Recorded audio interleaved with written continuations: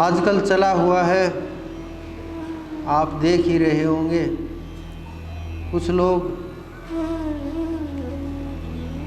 पाखंड के जाल में फंसे हुए हैं।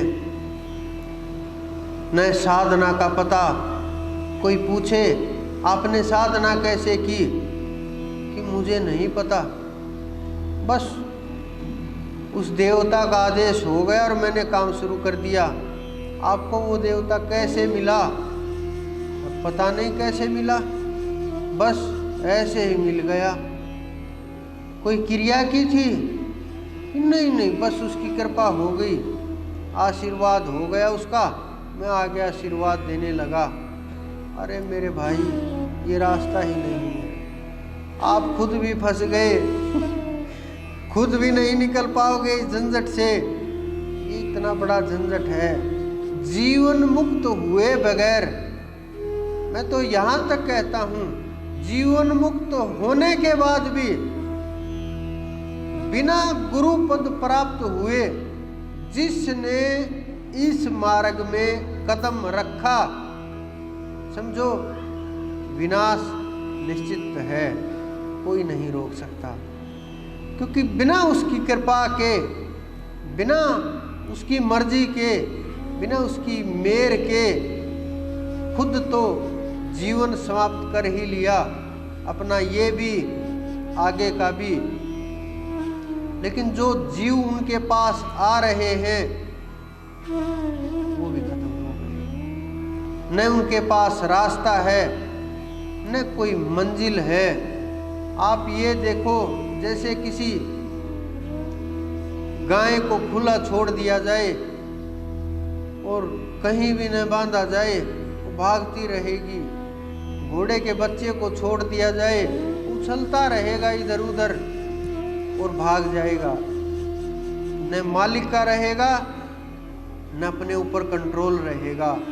उसी प्रकार से ये लोग होते हैं, न मालिक के हैं उस सच्चे बादशाह के, न खुद के हैं, न संसार के हो सकते। कैसे होंगे?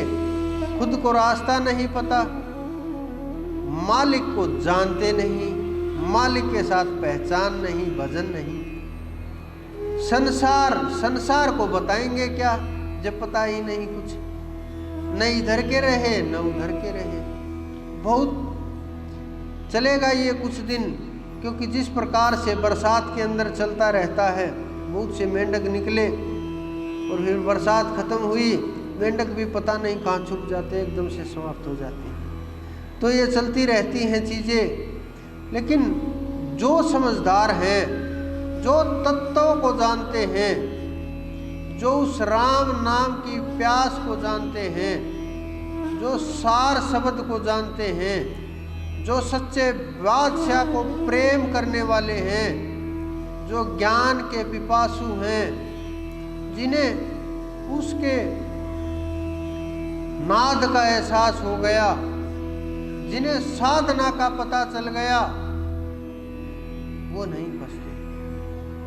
फंसा ही नहीं सकता, क्योंकि सच जो होता है वो बहुत मजबूत होता है।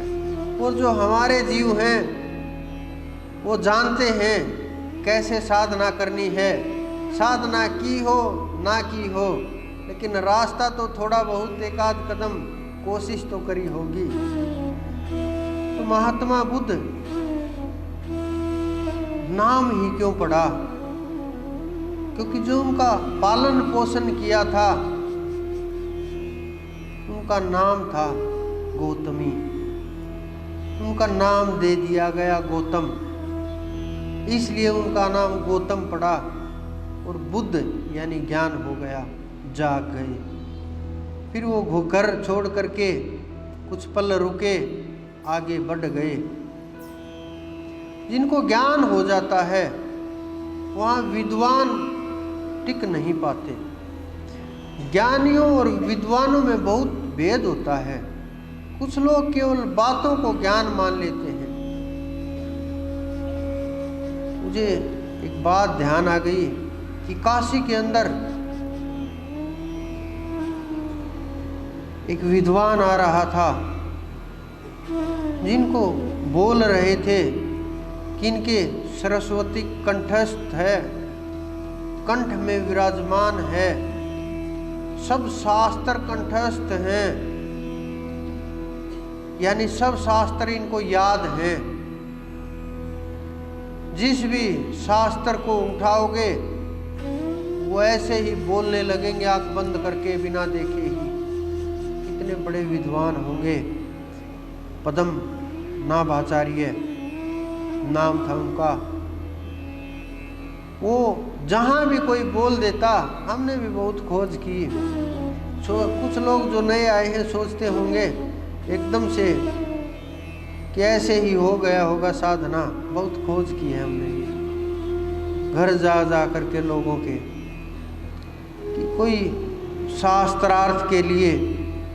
कुछ लोग सोचते होंगे कि शायद शास्त्रार्थ से डर जाए और उल्टे हट जाए, क्या पता ज्ञान है या नहीं है।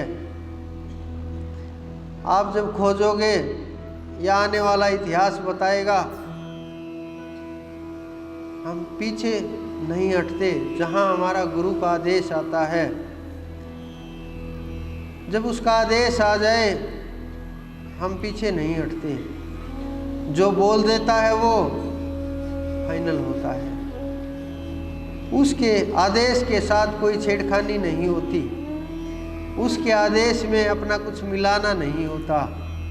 वो जब उठाएगा, जहाँ ले जाएगा वैसा ही होगा।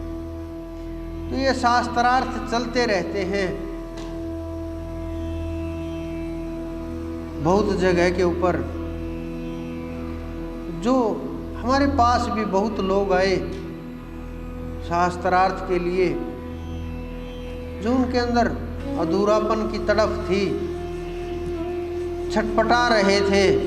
ये विद्वान लोग छटपटाते रहते हैं कि कुछ मिल जाए, मैं श्रेष्ठ हूँ, अगर मैं उसको हरा लूँगा तो मेरा नाम और दूर तक हो जाएगा। इस धरती के ऊपर कोई नहीं रहना चाहिए जिसको मैंने ना हराया हो। चलता रहता। ये विद्वानों के काम है, ज्ञानियों के काम नहीं। ज्ञानियों को जो प्राप्त होता है वो साधना से होता है, वो नाम से प्राप्त होता है, ध्यान से प्राप्त होता है, सुमरण से प्राप्त होता है, गुरु और परमात्मा की कृपा से प्राप्त होता है। लेकिन जो विद्वानों को प्राप्त होता है वो पुस्तकों से प्राप्त होता है, लोगों से प्राप्त होता है। ये अलग तरह का इकट्ठा किया गया ढेर होता है शब्दों का। तो जब वो काशी के अंदर प्रवेश किया उन्होंने, काशी पुराने समय से बड़ी श्रेष्ठ नगरी रही है, विद्वानों का घर रही है। बड़े बड़े जो पंडित पैदा हुए, बड़े बड़े जो प्रकांड पंडित हुए, बहुत बड़े बड़े जो विद्वान हुए, जो उस समय के संस्कृत के ज्ञाता थे, इनको वेदों का बहुत गहरा ज्ञान था। परमात्मा का ज्ञान नहीं, वेदों का ज्ञान था। वैसे काशी नगरी के अंदर शिव का वास रहता है, लेकिन साधना के बिना, तीसरे नेत्र के बिना वो नहीं दिखाई देते। और जिसके पास वो दृष्टि है उससे वो नहीं छूटते। वहाँ पहुँचा विद्वान, हड़कंप मच गई कि कैसे निपटा जाए, ये तो सबको हरा करके ही जाएगा। जिस प्रकार से भेड़ों के झुंड के अंदर शेर का प्रवेश होता है, भागने लगती हैं भेड़, फटने लगती हैं कि ये तो खा ही जाएगा, सबको मार ही देगा। वही हाल उनका हो चुका था। तो जब उनका प्रवेश हुआ, सब विद्वानों की सभा इकट्ठी हुई। उन्होंने कहा इसको कैसे रोका जाए, किस प्रकार से शास्त्रार्थ करें। बहुत गाड़ियाँ चलती थी, गाड़ियाँ मोटर गाड़ियाँ नहीं, बैल गाड़ियाँ, घोड़े गाड़ियाँ उनके साथ चलती थी, पुस्तकों की भरी हुई, जो शास्त्रार्थ के लिए चलती थी। कि कोई पुस्तक के अंदर कोई श्लोक बाकी न रह जाए, कोई सूक्ति न रह जाए, कोई बात इधर की उधर न रह जाए। सारे विद्वानों ने इकट्ठा हो करके सलाह की, हम कबीर का विरोध तो करते रहते हैं, वही कबीर भी रहते थे कि उनका विरोध तो करते रहते हैं। आज बहुत अच्छा मौका है, दो दुश्मन लड़ेंगे, एक तो हारेगा ही। हम इसके भी शत्रु हैं, उसके भी हैं, दोनों को इकट्ठा करके शास्त्रार्थ करा देते, एक तो हार ही जाएगा। अगर कबीर दास जी हार गए तो और भी अच्छा है, इन्होंने तो हमारा नाम ही खराब कर रखा है। और अगर ये हार गए तो वो और भी अच्छा है, फिर हम बोल देंगे जब इस अनपढ़ से ही हार गए, हम क्या शास्त्रार्थ